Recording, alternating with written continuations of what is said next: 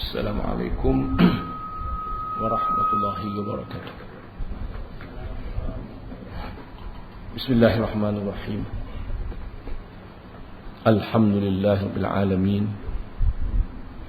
Wassalatu wassalamu ala asyrafil anbiya'i wal mursalin wa ala alihi wa ashabihi ajma'in. Rabbi shrah li sadri wa yassir li amri wahlul 'uqdatam min lisani yafqahu qawli. Subhanaka la ilma lana illa ma 'allamtana innaka antal alimul hakim. Muslimin dan muslimat yang dirahmati Allah, pada malam ini kita akan sambung huraian surah Al-Masad. Surah ini diturunkan di Makkatul Mukarramah dan ayatnya sebanyak 5 ayat. Surah ini dinamakan surah Al-Masad, surah Tabbat dan surah Al-Lahab. 3 namanya. Al-Masad pun jadi, surah Tabbat pun jadi, surah Al-Lahab pun jadi. Digelarkan surah Al-Masad, ada perkataan Al-Masad di situ. Dan digelarkan juga surah Al-Lahab, ada nama Abu Lahab di situ. Dan juga digelarkan Tabbat kerana dimulai dengan perkataan Tabbat. Dan surah ini menghuraikan atau menceritakan atau mengkhabarkan mengenai kebinasaan, kerosakan Abu Lahab sebagai musuh Allah dan musuh kepada Rasulnya. Sebenarnya Abu Lahab yang memusuhi Rasulnya, bukan Rasul yang memusuhi Abu Lahab. Abu Lahab mencari pasal. Betul. Tak ada kerja. Dan Abu Lahab meninggalkan kerja dia, meninggalkan tugas dia, meninggalkan tanggungjawab dia, ikutnya Nabi untuk menghalang sebarang dakwah, supaya seruan dakwah Nabi itu akan menghadapi kegagalan.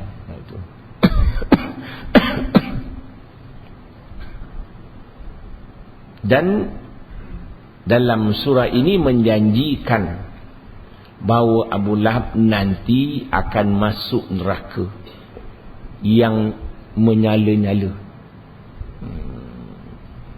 Artinya memberi gambaran nanti mereka-mereka yang perangai atau sifat atau cara hidup dia sama dengan Abu Lahab, maka balasannya samalah dengan Abu Lahab itu.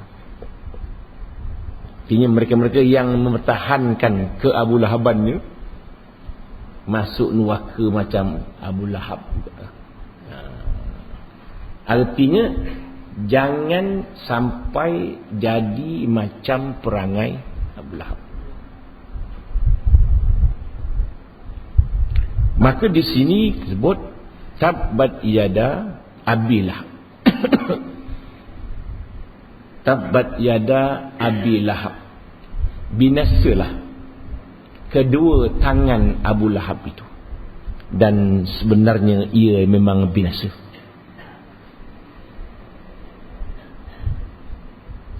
Ma aghna anhu maluhu wa ma kasab. Tidak berguna untuknya baik hartanya maupun apa yang diusahakannya. Sayasla naran dzata lahab. Nanti dia akan masuk neraka yang mempunyai nyala. Wa mra'atuhu, dan istrinya hammalatal hatab, tukang bawa kayu api.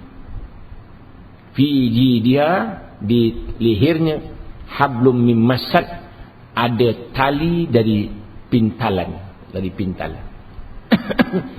Ayat ini turun apabila Nabi kita Muhammad sallallahu alaihi wasallam dapat arahan wa anzir ashiratakal aqrabin, berilah khabar takut kepada keluargamu yang hampir.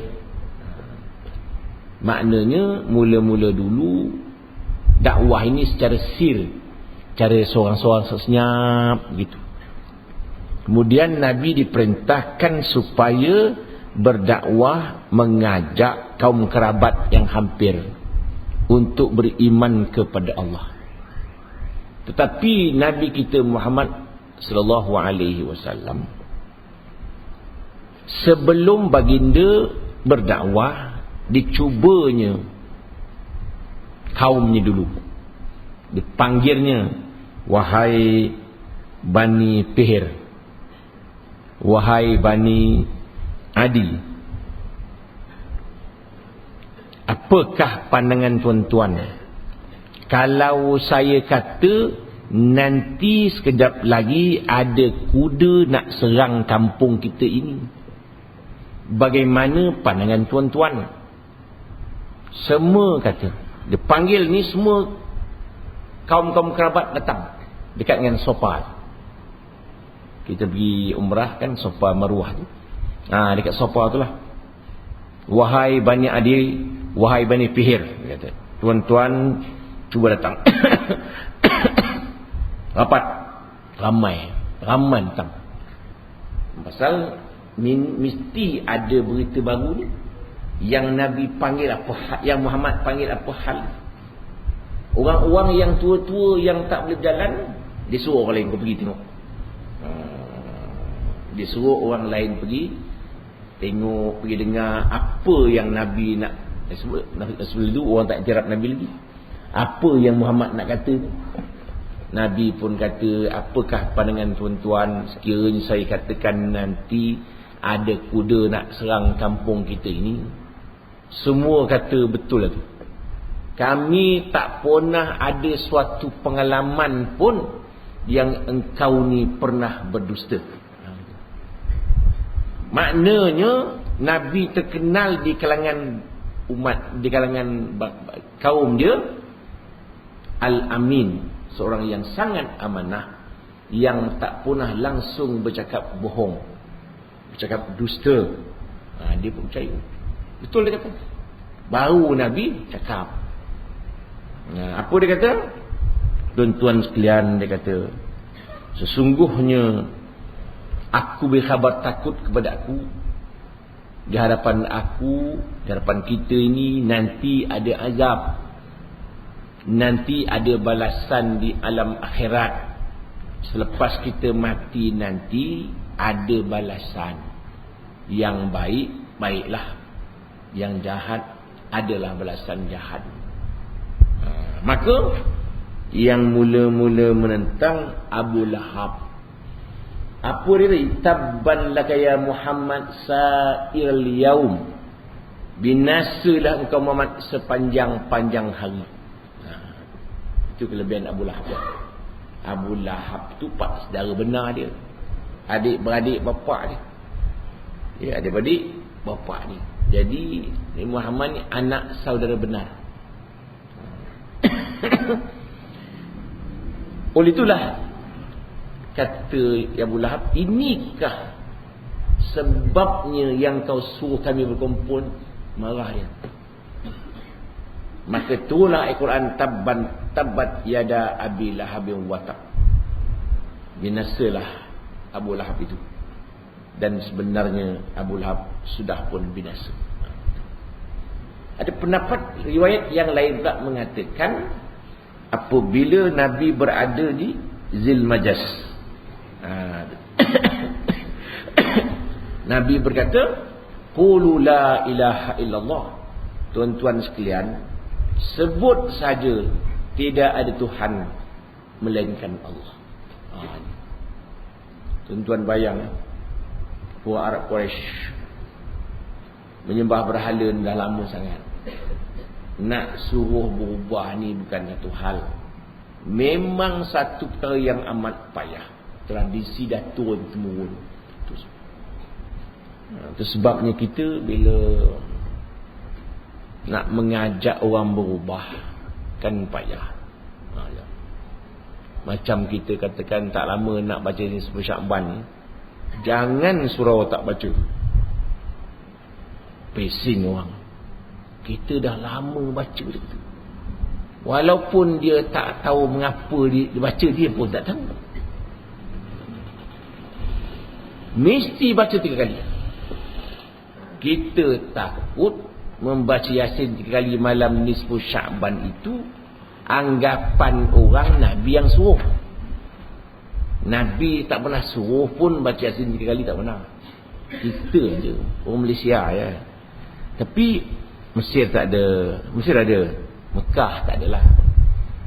Jadi macam mana nak buat? Ini tradisi.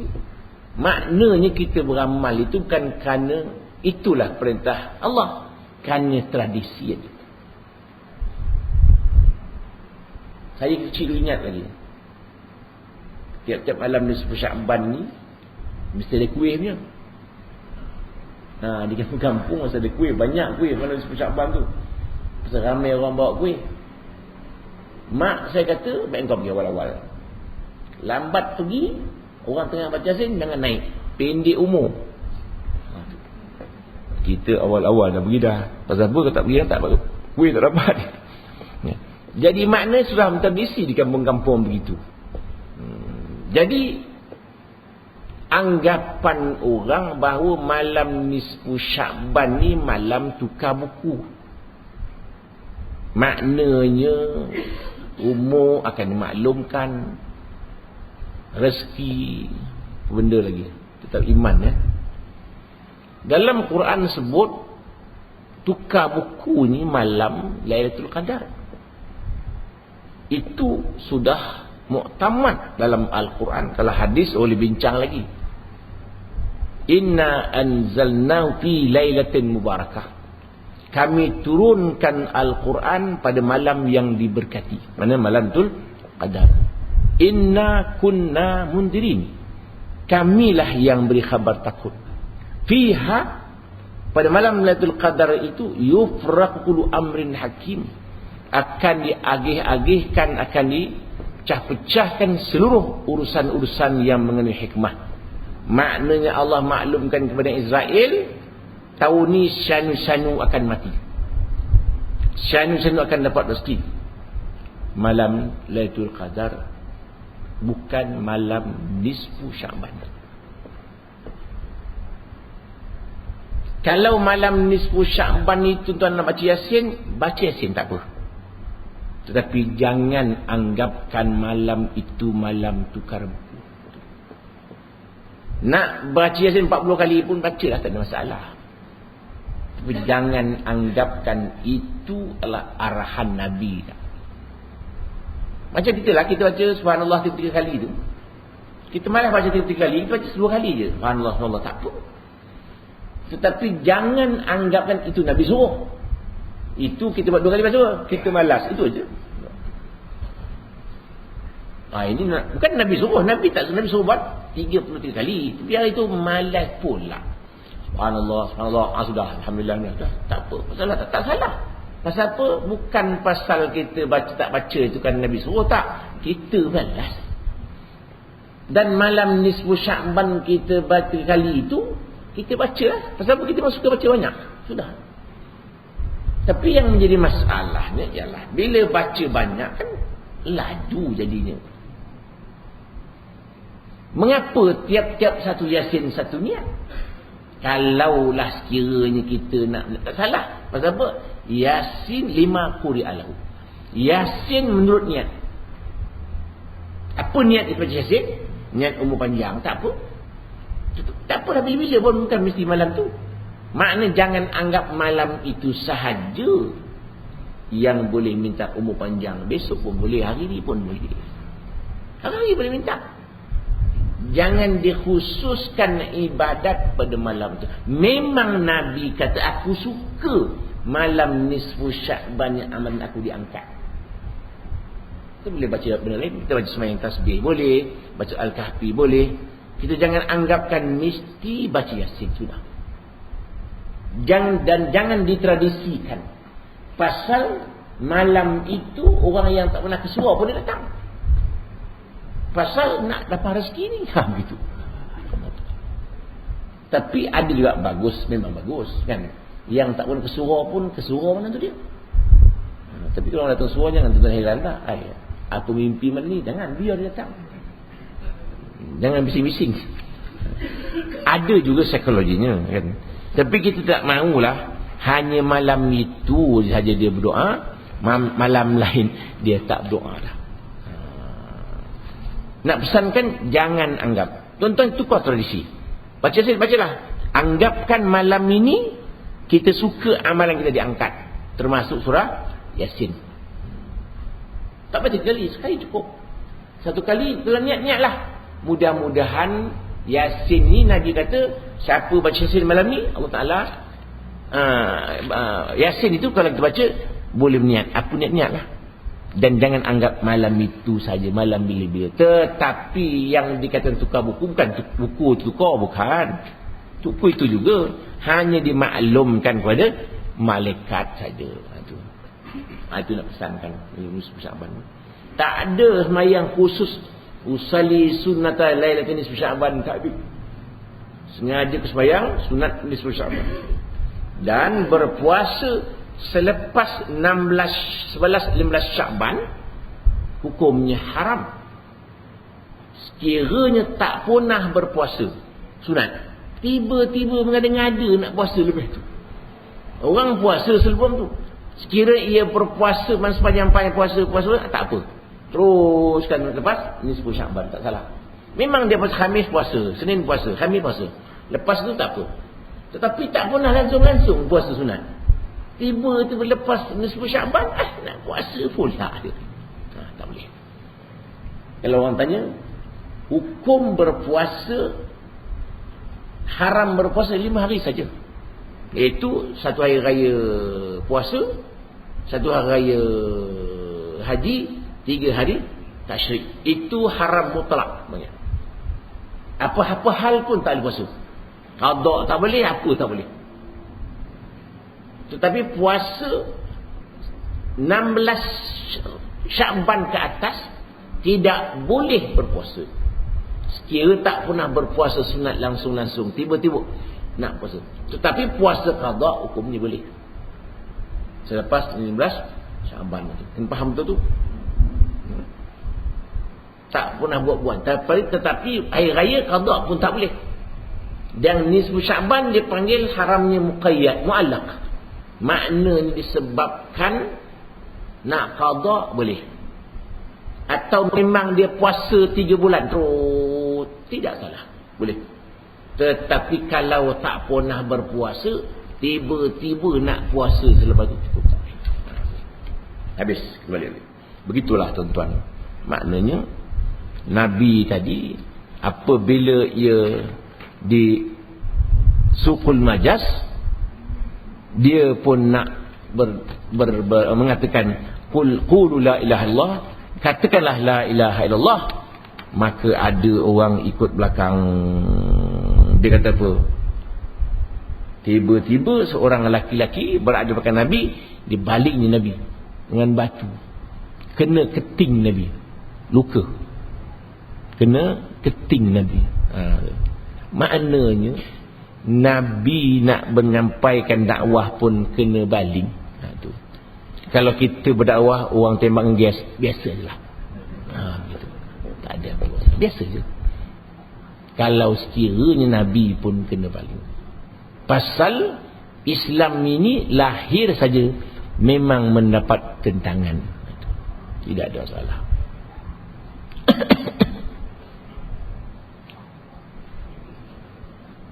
Orang bertanya, orang berkata, apa dia kata? Ya ayuhan nas, innahu kadzdzab fala tusaddiquhu. Tuan-tuan sekalian, dia seorang yang pendusta, jangan percaya. Tadi semua orang kata Nabi tak pernah menipu. Apabila menyampaikan Islam, dikira tipu dah. Begitulah hebatnya Islam itu. Walaupun orang itu betul, diiktiraf oleh siapa pun betul, tapi menyampaikan yang paling betul, perkataan ayat dari Allah Subhanahu wa taala. Oleh kerana isi yang disampaikan itu tidak sesuai dengan fikiran mereka, maka ditolak. Tidak lagi dipandang orang yang bercakap, tapi dipandang isi orang yang bercakap itu. Jangkanya dipandang yang bercakap dan yang dicakapkannya. Kerana mereka iktiraf Nabi tak pernah bohong dan isinya itu dari Allah Subhanahu wa taala. Begitulah. Maka Nabi Musa juga dibenci oleh Fir'aun. Walaupun Nabi Musa itu anak angkat benarnya, tapi Nabi Musa mengajak bertuhankan kepada Allah. Kerana Fir'aun ketika itu dia mengaku sebagai Tuhan. Maka kalau ada Tuhan selain daripada dia, sudah jatuh martabat dia. Terpaksalah ia menentang Nabi Allah Musa alaihi salam. Maka itulah sebabnya turunnya surah Al-Masad ini. Tengok ya, apa dia kata? Tabbat yada Abi Lahab. Binasalah kedua tangan Abu Lahab. Mengapa disebut dua tangan ni? Sebenarnya kedua tanganlah penyebab penentangan. Tetapi yang binasa bukan dua tangannya, seluruh anggotanya binasa. Dalam bahasa Arab ni ada begitu. Disebut juzuk-juzuknya yang dikendaki kesemuanya. Ada masa disebut kesemuanya, yang dikendaki ialah juzuknya gitu. Macam yaj'aluna asabi'an fi adanihim, mereka memasukkan jari mereka ke dalam telinga mereka. Sebenarnya jari tak muat masuk telinga, tak muat. Maksudnya lah ujung jari. Betul. Itu kita belajar dalam ilmu ma'ani, ilmu badi', ilmu bayan. Untuk mengkaji tafsir Al-Quran mesti belajar ilmu ini, badi', bayan dan ma'ani. Tak boleh kita tafsir Quran kalau tidak belajar ilmu-ilmu Arab yang begini.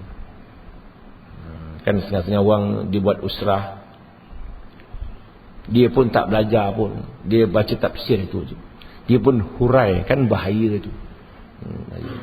Dia mesti belajar. Dia mesti belajar ilmu-ilmu alat itu yang berkaitan dengan bahasa Arab. Tak boleh suka-suka. Jadi sebabnya kadang-kadang dia pas'alul qaryah, dia kata, tanyalah kampung itu. Nak tanya kampung bagaimana? Tanya orang-orang kampung. Bahasa Melayu pun ada, macam bas sekolah. Bukan bas ke sekolah, bas mengantar budak-budak ke sekolah. Begitu. Itu dalam bahasa Arab ada tu.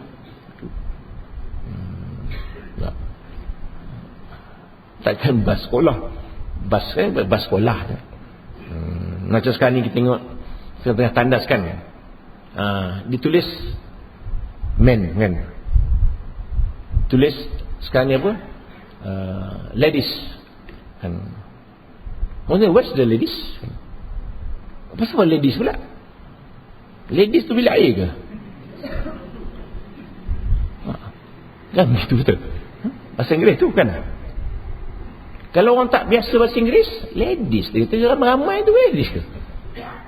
Jadi makna dia belajar dari ilmu mantiknya. Mengapa bila tidur tidak ada what's the ladies? Bila tidur, bila tandas pula what's the ladies. Kan. Jadi begitu. Kita belajar ilmu mantik, merah, kuning dan hijau. Dalam ilmu mantik, logiknya merah itu berhenti. Siapa dia cakap? Itu ilmu logik saja, ilmu akal. Merah mesti berhenti. Tak payah tulis merah, tulis berhenti, tak payah. Automatik merah orang tahu dah mesti berhenti. Kan? Hijau jalan. Kita jalan berhenti lama wahon. Asal jalan, siapa dia cakap? Tak, hijau itulah surga. Kita makan nasi di kedai kan, automatik bayar. Automatik. Tak bayar. Kedai cakap, siapa makan mesti bayar. Tak bayar. Bila kita makan, jelan. Encik, tak banjik. Awak tak cakap. Automatiknya begitu. Tu. Tuan makan sate kat Kajang. Makan sate sudah. Tak payah cakap dah. Makan encik, sate. Dia tahu dah. Saya mau sate, cucuk ya, bakar. Ada kuah, ada mangkuk. Orang sate tu, awak gila. Begitu. Begitu. Habis. Begitulah binasa Abu Lahab, dan sebenarnya ia telah binasa. Ini dua kali ya. Tabat merupakan doa. Pastilah Abu Lahab itu binasa. Wa tabb lain sekali, dan sebenarnya Abu Lahab telah pun binasa. Mula doa, kemudian jadi berita. Satu dua kali sebut. Tabat iada. Dalam bahasa Arab, mengapa ni ada tabat ada? Yang kedua tak ada.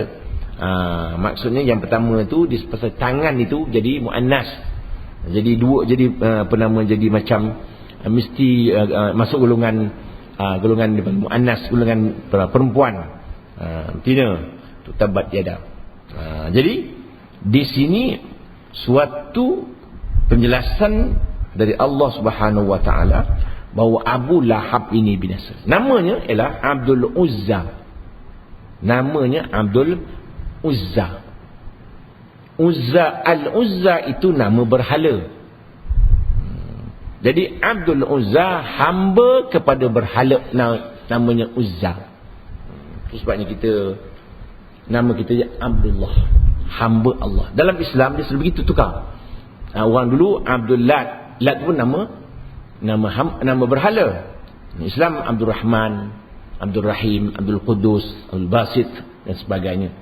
Tapi orang Melayu silap, namanya Abdullah jadi Paklah. Salah. Si Dolah lagi salah.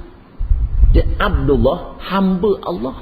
Kita potong ambil darah Dolah jadi kan salah. Rahman, Rahim kan salah. Macam mana orang Melayu boleh potong begitu? Sian orang Melayu. Dia Abdullah. Maksudnya Abdul, hamba. Allah lah, hamba Allah. Kan? Jadi kalau sedolah dipotong salah. Jadi Abdul dia ambil ain ba dia buang, nak terjemah pun dia dolah dalam bahasa Arab. Tak boleh terjemah. Paklah lagi salah. Dia ambil ujung. Itu kena ubah. Masyarakat Melayu kena ubah. Abdul Karim. Karim boleh tahan lagi? Apa benda lagi? Kalau dia tak jadi orang Melayu. Dia tak ambil jadi hamba. Jadi Abdul Uzza, yang salah lagi Abdul Manaf. Salah tu nama tu. Dia mesti Abdu Manaf. Tidak ada alif lam. Pasal Al-Manaf itu bukan Tuhan. Manaf itu nama orang. Jadi Abdu Manaf boleh, pasal hamba ni hamba bukan hamba Allah Ta'ala ni. Hamba dulu kan dia hamba. Jadi hamba kepada si Manaf. Boleh. Jadi Abdu Manaf. Tapi lah orang Melayu ni dia tak tanya. Dia hentam aja. Ada nama tu kan namanya Abdul Rais. Lagi salah. Rais tu ketua. Jadi hamba ketua.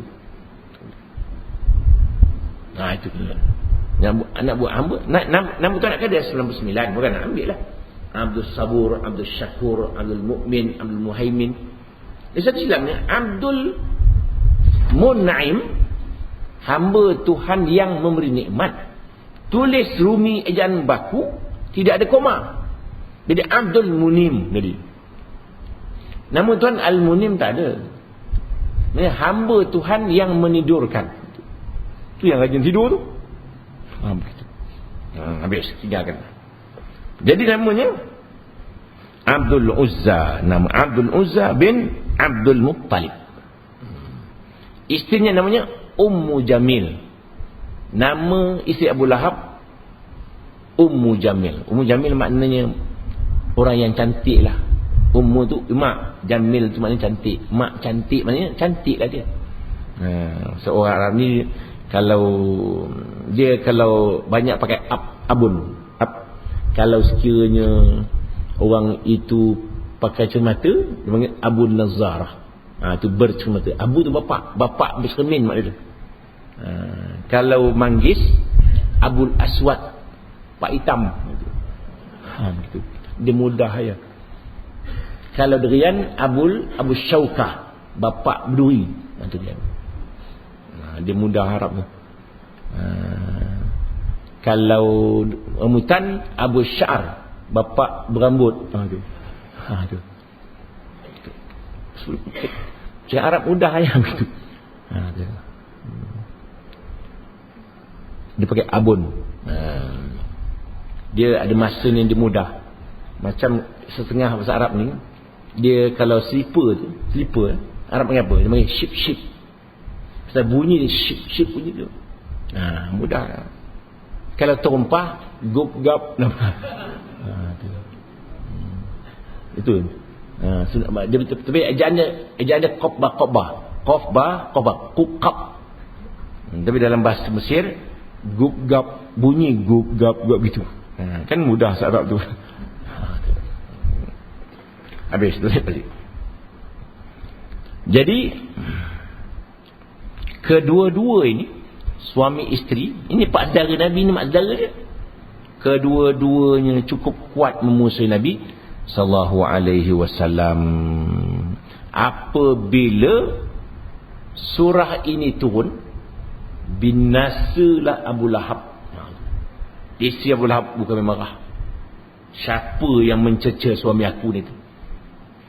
Dia cari Nabi, bawanya batu, lakukan baling mulut dia. Kata di isteri Abu Lahab. Nabi dengan Abu Bakar ada dekat Kaabah. Datang dia si Ummu Jamil, tapi Allah Ta'ala tak bagi nampak Nabi. Nabi ada sebelah. Wahai Abu Bakar, betul ke sahabat engkau mencerca suami aku? Dia kata, aku akan baling mulut dia. Tapi Nabi ada sebelah. Allah Ta'ala tutupkan penglihatan dia. Allah tutupkan penglihatan dia. Ini sekali-sekala lah. Macam kita lihat satu hari Nabi di sebuah kota, bukan di Madinah, di mana saya tak ingat. Waktu Nabi berehat di bawah kota gitu, seorang Yahudi dipanjatnya kota itu, dibawanya batu sendiri, dan lepasnya Nabi. Kalau kena memang hancurnya. Bila jatuh batu tu, melayang batu tu. Batu tak sampai lagi, Yahudi terjun pergi sampai dulu. Minta maaf aku ya Rasulullah. Sekali-sekali lah. Begitu juga Da'tur. Waktu perang Nabi jemur baju dia, Nabi rehat. Tiba-tiba datang Da'tur. Dia hunuskan pedang, wahai Muhammad, man yamna'uka minni ya Muhammad. Kalau aku pancung lehermu Muhammad, siapa boleh tegah? Kata Nabi, Allah. Allah je, jatuh pedangnya. Nabi angkat pedang pula. Man yamna'uka minni ya Da'tur. Kalau aku bunuh kau, siapa nak tegah pula? La ahad, siapa pun tidak. Tapi yang macam gitu, Nabi maafkan saja. Sudahlah, kau baliklah. Kalau kita lepuk muka sekali. Begitu. Begitu je. Maknanya Nabi dipelihara oleh Allah Subhanahu wa Ta'ala. Jadi Nabi ada mukjizat dia. Nabi ada mukjizat. Kalau wali-wali ada karamahnya. Kalau nabi-nabi yang belum menjadi rasul ada irhasnya. Orang-orang yang sihir dia panggil istidraj. Istidraj. Dan orang awam biasa, kita orang biasa, kita naik pelet 25 tingkat, tergelicik, jatuh. Tak ada patah, tak dapat elok bangun. Kita panggil ma'unah.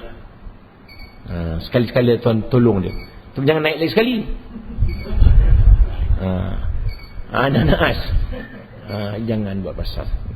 Itu panggil ma'unah. Jadi kita ada mukjizat, kita ada irhas, kita ada karamah, kita ada istidraj, kita ada ihanah, kita ada ma'unah. Begitu. Jadi kita sekali naik kereta, kawan saya sekali naik kereta, ranap kereta tu, lima orang kereta tak ada luka. Orang tengok kereta mesti mati punya. Dia terkeluar kaca belakang tembus keluar. Lima terus atas rumput. Itu panggil ma'unah. Tak boleh dia kata wali kot aku ni. Jangan. Tu. Kalau wali panggil karamah. Tu orang silap. Kubur wali dia kubur keramat. Bukan kubur keramat, kubur wali. Karamah itulah kelebihan yang ada pada dia waktu dia hidup. Gitu. Kalau waktu mati dia panggil, kata setengah kubur kan orang nak tolak dengan bulldozer kan, mati dia punya. Macam kubur Abu Darda di Mesir. Kita pergi ke Iskandaria, kat rakyat bawa tengah-tengah cik je orang buat tu. Kubur dia.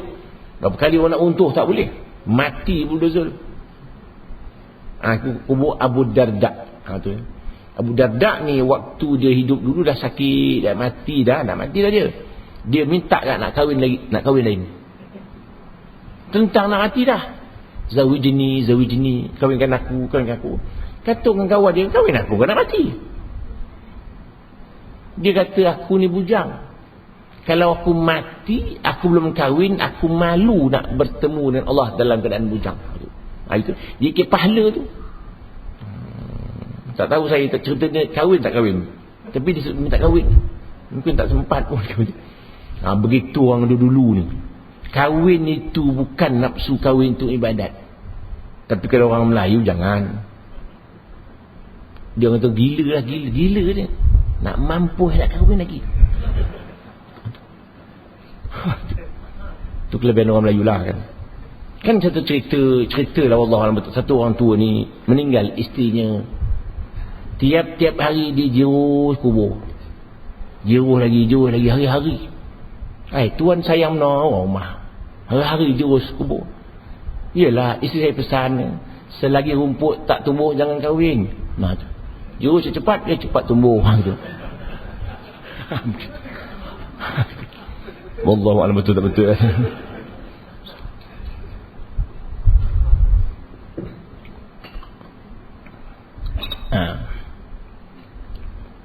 Itu dia. Kemudian ma'aghna. Jadi si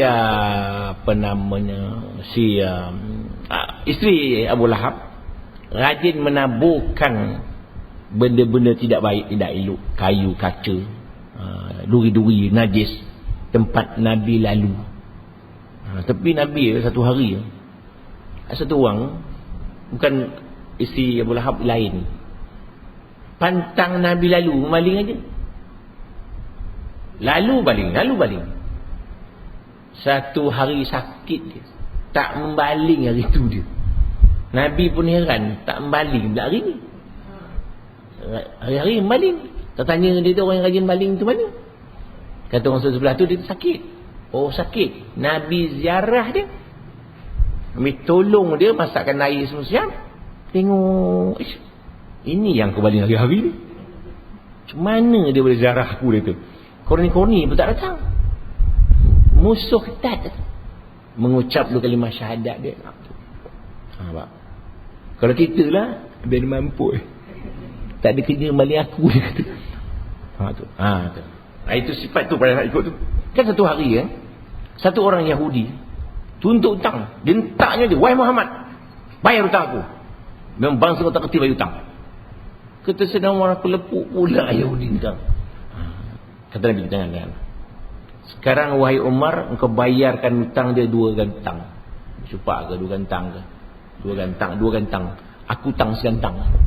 Bayar 2. Pasal hutang aku yang segantang lagi tu sebagai ganjaran kau nak marah tadi. Kata Yahudi itu, asyhadu an la ilaha illallah wa asyhadu anna Muhammadan. Pasal apa? Kalau engkau bukan Nabi, engkau tak boleh buat. Mesti kau marah dia. Aku nak test saja tu. Betul. Kalau kita, jangan bayar langsung. Segantang bising seluruh kampung. Orang lain tak bising, dia bising. Tu. Jadi maknanya, itu. Yelah kita nak tiru macam itu pun, kita payah kan. Pasal itu merupakan satu teknik dakwah dia. Nak tunjukkan memang itu Nabi sungguh. Tapi Nabi ada masa dia. Bukanlah hari dia berlemut, ada masa. Satu hari, satu orang luar negeri datang, luar daerah. Jual unta. Abu Jahal beli. Tak bayar. Tak bayar. Dia pun mengadu dengan kawan. Macam mana dia ada satu orang tua ni hutang aku tak ada bayar, dia beli unta. Budak-budak muda ni pandai. Kau jumpa orang tua. Tunjuk umat Nabi. Orang tak tahu kenal Nabi ni. Muhammad dia tak kenal. Kau pergi jumpa tu, beritahu kepada dia. Dia tu, wahai orang muda, ini nama Abu Jahal, Amr bin Hisham nama dia. Dia kata orang tua ni beli unta aku tak bayar. Nabi pergi orang tu. Wahai Abu Jahal, bayar hutang orang ni. Peranjat Abu Jahal. Macam mana Muhammad marah ni? Terus dibayar. Tak hijau muka Abu Jahal. Ada masa juga sekali-sekali. Kita bukan begitu. Ada masa kena kas juga. Jadi maknanya Nabi itu dia kalau marah pun kerana Allah Subhanahu Wa Taala. Kalau sayang pun kerana Allah Subhanahu Wa Taala. Kita pun kalau marah bukan pasal nafsu nak marah, tapi marah semata-mata kerana Allah Subhanahu Wa Taala. Begitu. Habis balik. Ma aghna anhu maluhu wa ma kasab. Tidak berguna hartanya dan barang yang diusahakannya. Pasal Abu Lahab kata, sekiranya apa yang Muhammad kata itu betul, aku akan tebus. Kalau aku masuk neraka pun kena azab, aku tebus dengan anakku dan harta-harta aku. Action pula dia. Jadi duit. Dia ni orang termasuk golongan elit juga. Orang senang. Duit ada. Anak pun ramai. Tak apa, dia kata aku tebus. Terus Al-Quran turun, tidak berguna hartanya dan anak pinaknya. Apa yang disebut ialah anak-anaknya. Sebab kita di padang mahsyar besok tidak ada apa yang boleh menebus kita. Sama dalam kubur juga. Dalam kubur kita tu yang boleh menebus kita amalan. Kan Nabi sebut yang ikut jenazah pergi 3, hartanya, anak-anaknya dan amalannya. 2 balik, 1 tinggal. Fayarju'utnani wa baqiya wahid. Balik 2, harta balik, anak pun balik. Mana keluarga balik, harta pun balik. Yang tinggal amalannya. Cuba kita tuan-tuan kita menus sekejap Kita waktu kita mati, ramai kawan-kawan datang ziarah kita. Tapi berapa lama dia ziarah agak-agak. Kawan-kawan rapat-rapat pun dia kata saya ada hal ni. Dia ziarah waktu kita berada atas katil itu je. Maaf saya ada hal ni. Balik dia. Kemudian kita pun dimandikan. Ada orang tunggu. Tak lama lepas mandi balik. Maaf saya ada hal. Kapan kita juga balik lagi. Bila semayang balik lagi. Kemudian bila dikubur semua balik. Tadi kan ada separuh tinggal. Siapa yang nak tolong lagi? Siapa tu? Kan tak? Maknanya kalau harta yang kita ada dalam dunia dahulu kita sedekahkan, nafkahkan, dermakan, wakafkan, jariahkan, adalah bantuan dalam alam kubur itu. Tapi kalau duit itu disimpan, maka duit yang disimpan itu tidak boleh memberi pertolongan kepada orang yang mati itu. Jangan harapkan orang yang hidup nak doakan kita dalam kubur, jangan harap.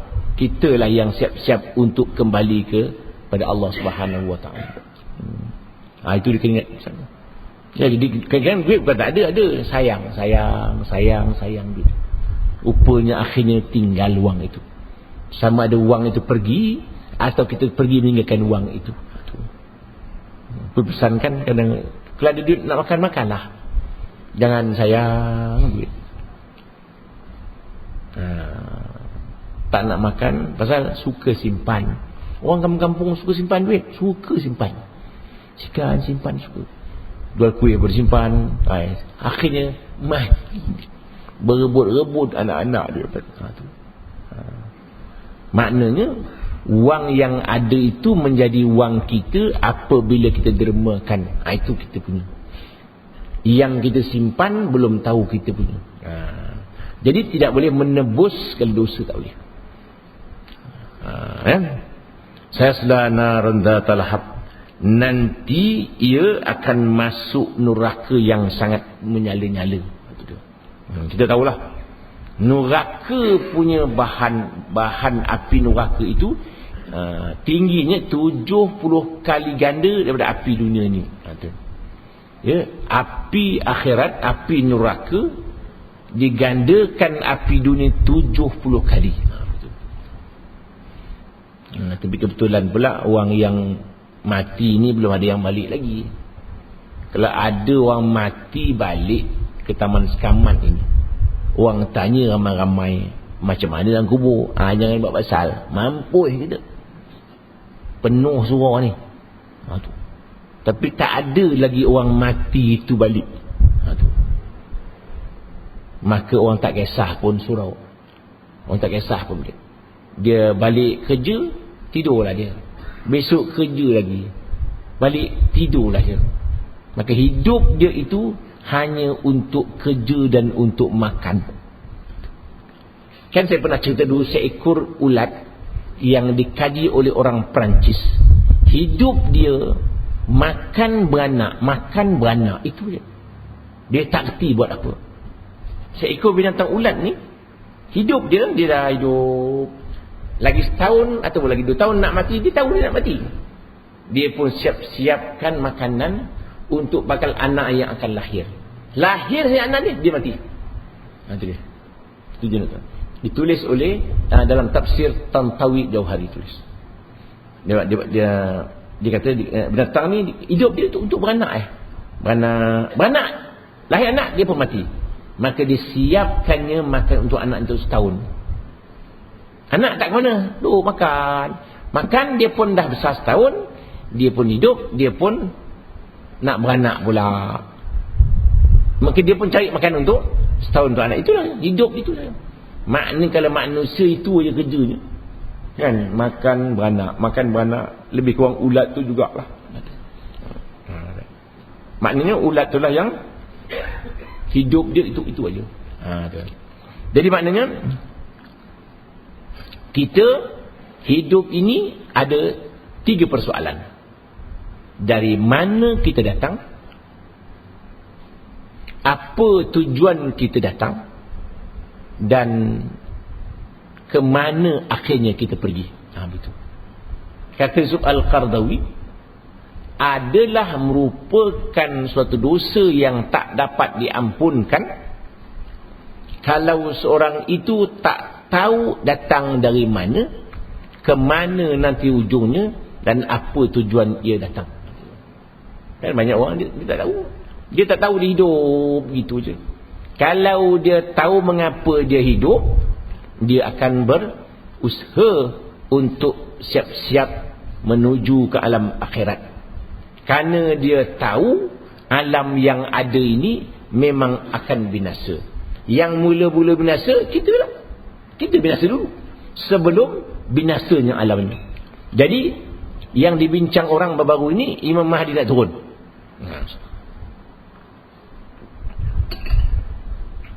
Dia kata nanti bulan Ramadan akan ada 2 gerhana bulan.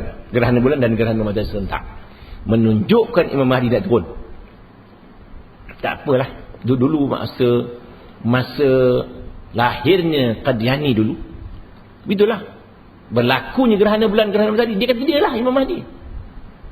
Ghulam Ahmad Qadiani dulu ni, dia mengaku jadi Imam Mahdi. Sekali-sekali dia mengaku Nabi Isa. Dia pun tak tahu dia siapa. Imam Mahdi ke Isa pun. Ya. Nak kiamat juga. Yang seronoknya baru ni kan, tuan-tuan baca dalam internet tu, nak kiamat ni, Imam Mahdi tak turun. Naklah kita siap-siap beras, biskut, termasuk bersikal. Bersikal atau slide bateri mana? Cukuplah tuan-tuan faham setakat itu. Makna kalau lah ia nak kiamat, pasal apa saya buat dengan bateri ni? Semayang lah. Beramalan ni bersikal pun tak pakai. Dulu sekali tahun 70-an ya, ada satu kumpulan yang mengatakan tak lama lagi di kiamat. Tak lama kiamat. Sekian-sekian tahun lagi kiamat. Sibuk bersiap-siap. Rupa-rupanya postpone. Kiamat pun postpone juga. Jadi tuan-tuan dah pesankan begini je lah. Yang kalau sekiranya ada orang mengatakan sekian tahun akan kiamat, tolak aja senang. Hari kiamat siapa pun tak tahu. Nabi pun tak tahu. Macam kita baca buku Rashad Khalifah. Mula-mula betul dia. Betul-betul lah lama. Dia tulis Quran ni. Quran sekian-sekian. Kalau bumi dan langit dalam Quran sama. Betul. Tiap-tiap perkataan yang berlawanan dalam Quran sama banyak. Malaikat dan syaitan sama banyak. Bumi dan langit, nuka syurga sama banyak. Betul. Orang pun yakin. Dan dalam surah Yasin itu dia kata, ya banyak, sin sikit. Betul. Orang kira-kira betul dia banyak. Kalau Toha banyak to, sikit ha. Tu dikaji dia. Akhirnya dia pun dah mengarut. Hari kiamat sekian-sekian tahu. Azah. Nampak tak? Itu yang. Itu sebabnya ilmu ni kadang-kadang betul. Akhir-akhirnya mula tak betul. Itu sebabnya kadang-kadang orang mengajar tarikat. Tarikat betul. Lama-lama mula mengarut. Dah pengaruh dah kuat. Sudah. Apa-apa saja yang Tuan Guru buat, jangan dikatakan salah. Kalau dia buat salah itu bukan betul, dia berpura-pura sahaja. Yang hebat tu. Jadi satu Tuan Guru ni berkata dalam satu majlis anak murid dia, dia kata badan-badan ni membayar zakat ni tak sah. Siapa yang simpan, dia zakat tidak sah. Anak murid tanya, Tuan kalau begitu kita nak bayar zakat pada siapa Tuan? Saya lah bayar zakat pada saya. Itu dia. Tu cerita tu. Mengambil kesempatan daripada anak murid. Jadi tuan-tuan, tarikat ni tidak, saya tak kata salah. Ada tarikat yang salah. Jadi kita belajar ilmu ini biar cukup. Dalam ilmu tasawuf ada fiqhnya, ada tauhidnya. Kalau orang belajar tarikat, bermakna ia sudah belajar ilmu tasawuf. Bila belajar ilmu tasawuf, dalam ilmu tasawuf ada tauhidnya, ada fiqhnya. Itu kehebatan tasawuf. Dalam ilmu fiqh tasawuf tak ada. Dalam ilmu tauhid tasawuf tak ada. Dalam tasawuf semua ada. Bermakna orang belajar ilmu tasawuf, dia beramal lah. Tapi dia belajar ilmu tasawuf, dia sebut wirid saja. Wirid pula dia lambung-lambung tasbih tu. Lambung 70,000. Sekali lambung 14 memanglah. Orang ke satu tak. Dia tak ada sekali lambung 10. Sekali 10 kali lambung 100. Setengah jam cukuplah 70,000. Kan menipu diri sendiri namanya tu. Ada banyak salah. Jadi banyak saya pesankan, kita boleh kata orang tarikat salah. Tak, ada yang betul, banyak yang salah. Dah wirid tengah gelap pula dah. Dalam gelap wirid. Baru saya tengok satu video, dia wirid, Tuan Guru dia ada. Wirid. Sampai serban pun jatuh. Sampai tak sedar. Wirid apa benda? Yang hebat Tuan Guru dia tak wirid, anak murid wirid. Wirid. Orang tua-tua ni yang seksian ni. Tua-tua serban jatuh. Dah tak sedar lah. Yang hebat dah setengah jam 2 jam, Tuan Guru dia tak gitu je. Sedar semua. Sedar. Ilmu benda pula tu. Itu saya tengok sini tu video dia. Ada orang yang sedar, dia jual video tu. Bukan jual, dia bagi orang. Itu. Di Malaysia ada, di Singapura ada. Banyak tu berlaku di pulau-pulau tu. Itu sebabnya kita ngaji ni biarlah surau senang. Ada yang untuk ilmu ini bukan nak untuk ilmu untuk masuk syurga, nak mencari jin pula dah. masalah. Itu banyak orang sudah buat, menarik duit dari langit. Wirid juga tu, mengambil duit dari langit, wirid. Wirid. Hari pertama jatuhlah RM100, RM200. Oh, sudah bagi insya-Allah. Bagus, ini sudah makbul. Kata tuan guru dia, malam besok kita nak buat RM1,000 pula. RM1,000, seorang RM100 pula. Umpan dia RM100 seorang. Wirid, boom, jatuh RM1,000. Sudah bagus. Malam besok pula, boleh minggu depan pula. Kita mau dapat RM20,000 seorang, keluarkan RM1,000 seorang. Yang ramai kalau 100 orang tak RM100,000. Nak RM100,000 sudah tak turun-turun pula duit. Apa salah?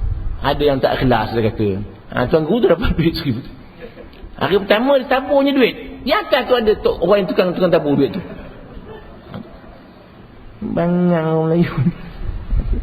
Yang seronoknya, dia kata apa? Ini nak menolong orang Melayu, dia tak nak menolong orang Melayu. Betul tak? Kita percaya sungguh lah.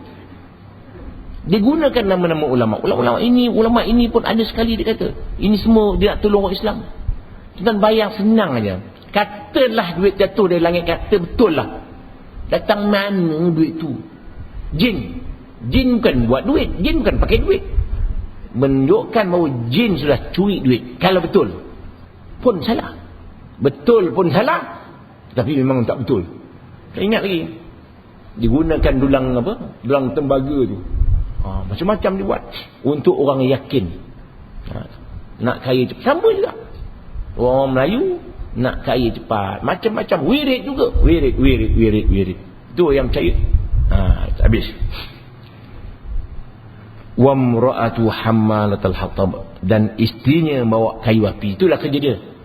Bawa tali kat leher dia, bawa kayu api ke leher untuk nak mengganggu Nabi dalam menjalankan seruan dakwahnya.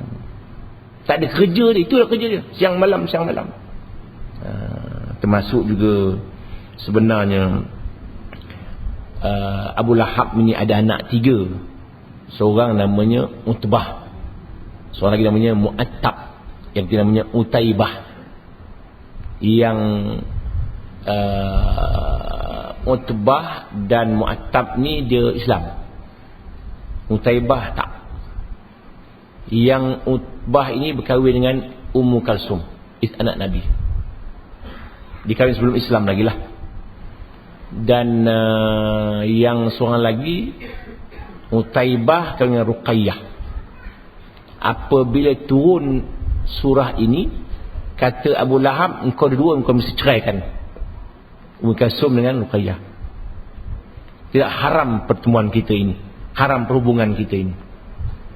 Apabila si Utaibah nak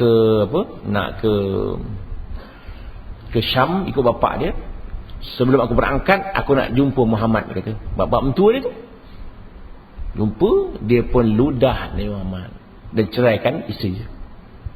Nabi kata apa? Allahumma sallit alaihi kalban min kilabik. Ya Allah, kuasailah ia dengan anjing, dengan antara anjing-anjingmu. Akhirnya Utaibah dimakan di singa, ditangkap di singa, dibahamnya habis. Dan akhirnya Abu Lahab juga mati selepas perang Badar. Dia sakit 7 hari kata dia. Dia sakit 7 hari. Kemudian 3 hari orang tak tanam dia. Dia sakit macam sakit taun itu, menjangkit. 7 hari, 7 malam sakit. Kemudian dia mati 3 hari orang tak tanam. Dah baru dah ke Mekah. Jadi untuk elakkan daripada malu keluarganya, dia mati tepi ni, gali lubang tepi tu. Tepi dia gali lubang, tolak kayu, bum jatuh. Kan hina Abu Lahab, dunia dah hina dah. Itu balasan orang yang menentang Allah Subhanahu Wa Taala. Bila dia jatuh bum ke lubang tu, orang baling batu itulah jadi penutup dia. Baling banyak-banyak sebab sampai tak dikebumikan dalam tanah dengan tanah, dontar dengan batu. Itu dia balasan Allah Ta'ala dalam dunia, belum di akhirat lagi. Itulah tuan-tuan, insya-Allah sambung dalam ceramah akan datang. Wallahu a'lam. Ya.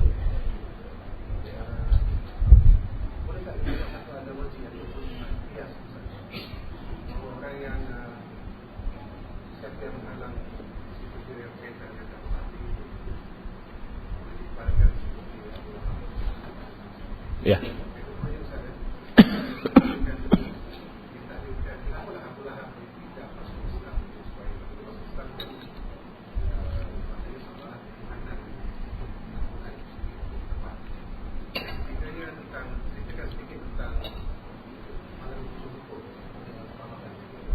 Ya. Yang pertama sekali ialah itu lambang. Abu Lahab itulah lambang orang-orang yang menentang dakwah. Maknanya Abu Lahab sebagai wakil kepada penentang-penentang Islam. Maka orang yang menentang dakwah Islam itu, maka mereka juga disebut sebagai Abu Lahab. Yang kedua, memanglah Abu Lahab silap. Kalau dia masuk Islam, macam mana? Maka bercanggahlah dengan Al-Quran. Tapi memang begitulah kehendak Allah. Abu Lahab ni sudah tertulis memang menentang. Dan yang ketiga, amalan orang-orang Melayu, malam 7 liku itu pasang lilin dan pasang lampu pelita. Sebenarnya liku dalam bahasa Sanskrit ialah 20. Jadi 7 liku, 7 campur 20. Maknanya 27. Kalau malam 26, 6 liku lah. Tapi setiap malam 7 liku semua. Silap. Jadi malam 27 ini, ada ulama berpendapat malam itulah malam Lailatul Qadar. Hujahnya ialah dalam surah Inna Anzalna, surah Al-Qadar itu ada 3 kali sebut Inna Anzalna fi Lailatul Qadar. Wa ma adraka ma Lailatul Qadar. Lailatul Qadar 3 kali sebut. Kalimah ini ada 9 huruf. Lam, ya, lam, ta, alif, lam, qaf dan ra. 9 kali 3 27. Malam Lailatul Qadar malam 27. Betul. Terkenallah bagi orang Melayu malam 7 liku, malam Lailatul Qadar. Ada pendapat mengatakan malam itulah malam Lailatul Qadar. Tapi Nabi tidak pastikan pada malam itu. Diperintahkan cari malam 10 yang terakhir, dan juga yang khusus malam ganjil. Kalau orang tanya bagaimana pula, adakah malaikat turun serentak dunia ni keseluruhannya? Soalannya ialah, kalau turun serentak, di sini malam, di Amerika kan siang. Mana buat tu? Turun siang pula dia kata. Jangan gitu. Itu wallahu a'lam, saya pun tak banyak komen. Ada pendapat dulu sekali, saya tak ingat apa pandangan dia begitu, ulama yang mengatakan bahawa bagaimana kedudukan sebenarnya ada serentak. Ini berdasarkan kepada bagaimana ia turun. Dia turun malam, maka sini malam, sana siang, dia turun malam sana pula nanti. Dan malaikat ini turun sebanyak sebilang-bilang pasir di bumi ini, dan akan masuk ke semua rumah orang-orang Islam. Melainkan rumah yang ada patung dan ada anjing, dia tak masuk. Jadi dia akan tulis, ni beramal, ni beramal, ni beramal, akan dicatat. Pasal nak bagi pahala 1,000 bulan tu 90 tahun lebih, kan? 80 tahun lebih. Jadi maknanya kalau semalam itu kita mengacau dodol, jam dapatlah pahala 1,000 bulan mengacau dodol. Begitu. Itu kaedah. Kalau buat kuih semperit, dapatlah tengok, ni 1,000 bulan ni, buat kuih semperit. Begitulah. Itu sebab kita kena beramal. Itu sebabnya saya pesankan, malam 10 terakhir, surau kita buka. Pasang lampu semua, biar orang ada datang beramal. Di rumah tak beramal, rumah ada je hal. Ada kuih pula, makan tengah malam. Di Singapura malam 10 terakhir, terang benderang masjid Singapura. Umum ni ke semua. Ramai orang tidur masjid di Singapura, lambat-lambat tu. Suatu malam saya pergi sana tidur, nasi tak cukup. Tak ramai ke tu, bajet telajak. Saya pun lambat makan. Ceritanya, nak ceritanya ramai orang. Tak apa Ustaz, masak nasi lagi tengah malam. Ramai orang sembahyang. Maknanya di Singapura ni malam Lailatul Qadar memang terang benderang. Di sana yang kelebihan dia ialah orang sana suka sponsor. Dia sponsor masjid ni. Orang bisnes. Masjid tak keluar duit. Mana orang-orang bisnes ni keluar duit. Dia bagi masjid 2,000. Start daripada asar. Ada ceramah sampai asar. Itu sembahyang maghrib, buka puasa. Sembahyang isyak, main tarawih, ceramah lagi. Tidur, ketiga bangun, qiyamul lail, sahur lagi. Kuliah subuh, baru balik. Tu. Walaupun bukan malam cuti. Tu Singapura lah kelebihan dia. Kelebihan kita pula tutup habis. Tu. Sekian dimaklumkan. Ya, pasang pelita itu tradisi orang dulu-dulu. Nabi tak suruh pasang pelita pun. Dia orang Melayu dia pasang. Sian orang Melayu.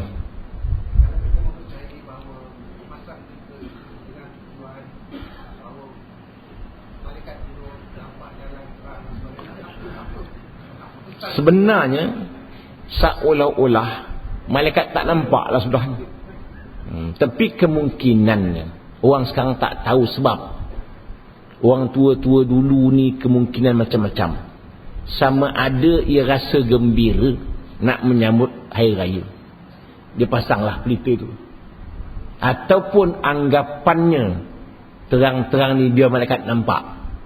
Sebenarnya malaikat tu kan nur, dia cahaya. Kalau tidak, dalam gelap sebelah belah tak tulis kan tak nampak, gelap mana tulis macam ni. Begitu. Dia begitu.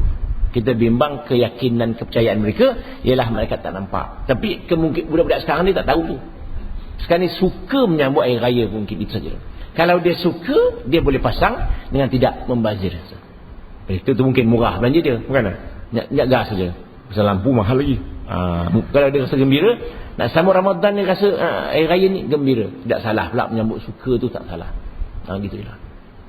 A'udzubillahi minasyaitonir rajim. Bismillahirrahmanirrahim. Alhamdulillahirabbil alamin wassalatu wassalamu ala asyrafil anbiya'i wal mursalin wa ala alihi wa sahbihi ajma'in. Allahumma amnun 'alaina bis-safa'il ma'rifah wa hab lana tashihal mu'amalah fima bainana wa bainaka ahli sunnah warzuqna sidqat tawakkuli 'alaika wa husnaz zanni bik wamnun 'alaina bikulli ma yuqarribuna ilaika maqrunan bi'awafid darain bi rahmatika ya arhamar rahimin.